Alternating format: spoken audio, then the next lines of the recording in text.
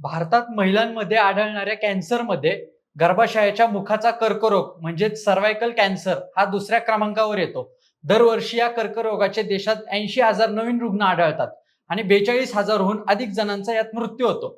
योग्य वेळी लसीकरण केल्यास हा आजार मोठ्या प्रमाणावर टाळता येऊ शकतो. त्यामुळेच भारत सरकारने HPV व्हॅक्सिन ही मोफत देण्याची सुविधा देशभरात नुकतीच सुरू केली आहे. ही मोहीम 14 वर्ष आणि त्याहून अधिक वयांच्या मुलींसाठी असणार आहे. सध्या बाजारामध्ये या लसीची किंमत 3,927 रुपये इतकी आहे. मात्र भारत सरकारने ही लस मोफत करून माणसांच्या आरोग्यासाठी चांगलं पाऊल उचललंय, अशी चर्चा आता सर्वत्र होऊ लागली आहे. परंतु याच HPV लसीवर आता अनेक आरोग्य संघटनांनी धोकादायक असल्याची शंका उपस्थित केली आहे.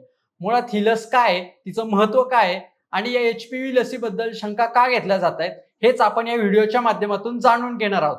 नमस्कार, मी स्वप्नील आणि तुम्हाला तर माहिती आहे आपला विषयच भारी. भारतामध्ये HPV म्हणजेच ह्यूमन पॅपिलोमा व्हायरस ही लस पुन्हा एकदा चर्चेत आली आहे. विशेषतः भारत सरकारने 14 वर्षांच्या मुलींसाठी ही लस मोफत करून आणि राष्ट्रीय स्तरावर उपलब्ध करून देण्याचा ऐतिहासिक निर्णय घेतलाय. त्यामुळे या विषयावर विविध माध्यमांमधून मतं व्यक्त केली जात आहेत. HPV हा एक असा विषाणू आहे जो प्रामुख्याने लैंगिक संपर्काद्वारे पसरतो. हा विषाणू जगभरात इतका सामान्य आहे की बहुतांश प्रौढांना त्यांच्या आयुष्यात कधी ना कधी याचा संसर्ग होतोच.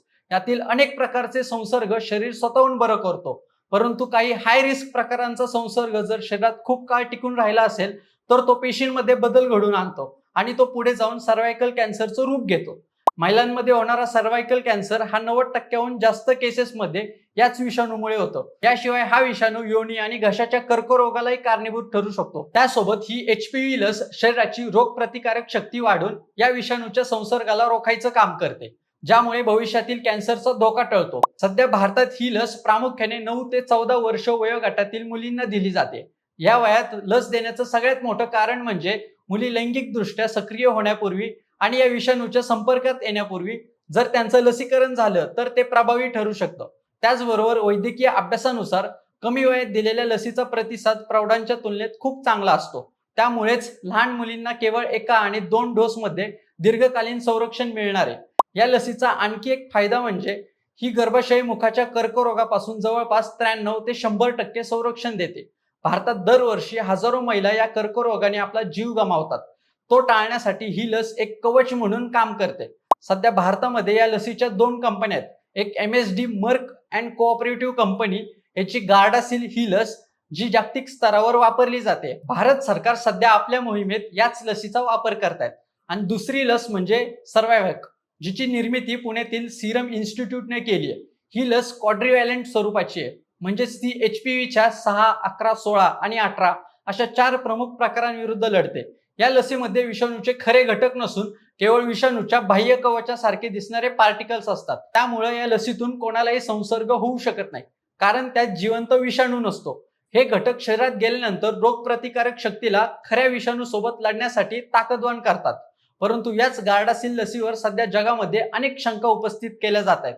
अमेरिकेचे आरोग्य अभ्यासक रॉबर्ट F. केनेडी ज्युनियर यांनी गार्डासिल या लसीबद्दल व्यक्त केलेले विचार हे जगभरात वादाचं आणि चर्चेचं मूळ कारण बनलंय. केनेडी यांच्या म्हणण्यानुसार ही लस जितकी फायदेशीर असल्याचं सांगितलं जातंय त्यापेक्षा ती अधिक धोकादायक असू शकते आणि यामागे मोठ्या औषध कंपन्यांचं आर्थिक हितसंबंध गुंतलेले आहेत, असं त्यांनी म्हटलंय. त्यांच्या विविध मुलाखतींमध्ये आणि चिल्ड्रन्स हेल्थ डिफेन्स यांच्या संस्थेच्या माध्यमातून अनेक गंभीर शंका उपस्थित केल्यात. त्यांच्या रिपोर्टनुसार या लसीच्या क्लिनिकल ट्रायल्स दरम्यान ट्रान्सपरन्सी पाळली गेली नाहीये. जेव्हा या लसीची चाचणी घेतली गेली तेव्हा त्या कंट्रोल ग्रुपला खरी लस दिली गेली नाही, ज्यांना साध्या सलाईनऐवजी ॲल्युमिनियम ॲड्ज्युव्हंट असलेलं इंजेक्शन देण्यात आलं. त्यातील ॲल्युमिनियम हे शरीरातील रोगप्रतिकारक शक्तीला उत्तेजित करण्यासाठी वापरलं जाते. परंतु यानंतर या चाचणीच्या निकालात फेरफार झाला. जर कंट्रोल ग्रुपमधील लोकांनाही ॲल्युमिनियममुळे काही दुष्परिणाम झाले असतील तर लसीच्या गटात दिसणारे दुष्परिणाम हे सामान्य आहेत असं लोकांना भासवणं हे कंपन्यांना नंतर सोपं गेलंय, असा त्यांचा गार्डासिल लसीवर मुख्य आरोप होता. त्याचबरोबर केनेडी म्हणाले की ही लस घेतल्यावर अनेक तरुण मुलींमध्ये ऑटोइम्यून आजाराचं प्रमाण वाढलंय. यामध्ये प्रामुख्याने POTS म्हणजेच पॉस्चरल ऑर्थोस्टॅटिक टायकार्डिया सिंड्रोम यासारख्या आजाराचा समावेश होतो, ज्यामध्ये व्यक्तीला उभं राहिल्यावर चक्कर येणं, हृदयाचे ठोके प्रचंड वाढणं किंवा तीव्र थकवा येणं अशा समस्या उद्भवतात.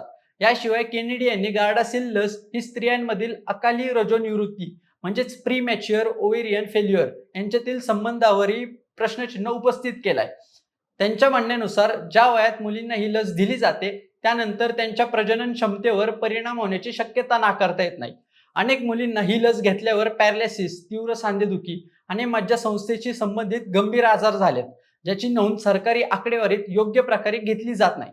त्याचबरोबर अमेरिकेतील व्हॅक्सिन इंजुरी कॉम्पेन्सेशन प्रोग्राम याकडे या लसीमुळे झालेल्या नुकसानीच्या अनेक केसेस पडून आहेत, जे या लसीच्या धोक्याची साक्ष देत आहेत. म्हणून या लसीवर त्यांचा संशय आणखी वाढलाय. त्यानंतर या व्हॅक्सिनवर शंका येण्याचं कारण म्हणजे यात बिल गेट्स यांचाही समावेश असल्याचं बोललं जात आहे.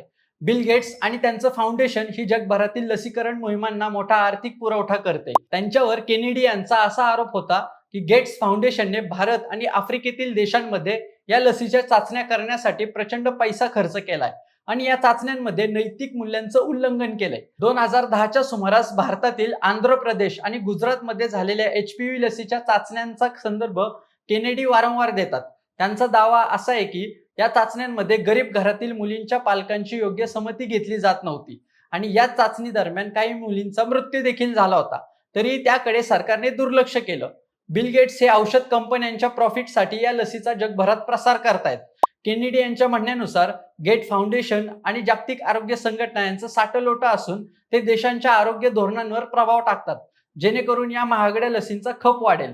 त्याचबरोबर औषध कंपन्यांनी कायदेशीर संरक्षण असल्याने त्यांना या लसीच्या दुष्परिणामांची भीती वाटत नाही, म्हणूनच ते सुरक्षिततेसाठी दुर्लक्ष करतायत.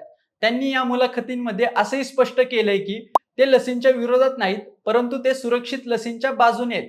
जोपर्यंत या लसींच्या घटकांचा शरीरावर होणारा प्रभाव पूर्णपणे स्पष्ट होत नाही तोपर्यंत लहान मुलांना ही लस देणं म्हणजे त्यांच्या आरोग्यासोबत खेळण्यासारखं आहे. म्हणूनच मंडळी, हे लक्षात घेणं महत्वाचं आहे की केनेडी यांनी उपस्थित केलेले प्रश्न, विशेषतः ॲल्युमिनियमचा वापर आणि क्लिनिकल ट्रायल्स मधील पारदर्शकता आणि या लसींमुळे नंतर होणारे परिणाम यांना हलक्यात घेऊन चालणार नाहीये. त्यामुळं एखाद्या आजारावर मिळणारी मोफत लस ही आपल्या जीवाच्या महागात पडू शकते. त्यासोबत केनेडी यांनी केलेल्या ह्या शंका आणि आरोप बिल गेट्स यांनी फेटाळून लावलेत. त्यांनी ही लस कर्करोग मुक्तीसाठी एक महत्वाचं पाऊल असल्याचं म्हटलंय, परंतु या दोन विरोधी विचारांमुळे सामान्य नागरिकांमध्ये संभ्रमाचं वातावरण तयार झालंय. त्यामुळे या लसीमधली सुरक्षितता आणि वैज्ञानिक सत्यता शोधणं हेच आता आरोग्य क्षेत्रापुढील सगळ्यात मोठं आव्हान असणार आहे. बाकी मंडळी, ह्या HPV लसीबद्दल तुम्हाला काय वाटतंय? या लसीमध्ये देखील कोरोना लसीसारखा काही स्कॅम आहे का, हे आम्हाला कमेंट करून सांगा आणि आमच्या विशेष भारी चॅनलला सबस्क्राईब करायला विसरू नका. धन्यवाद.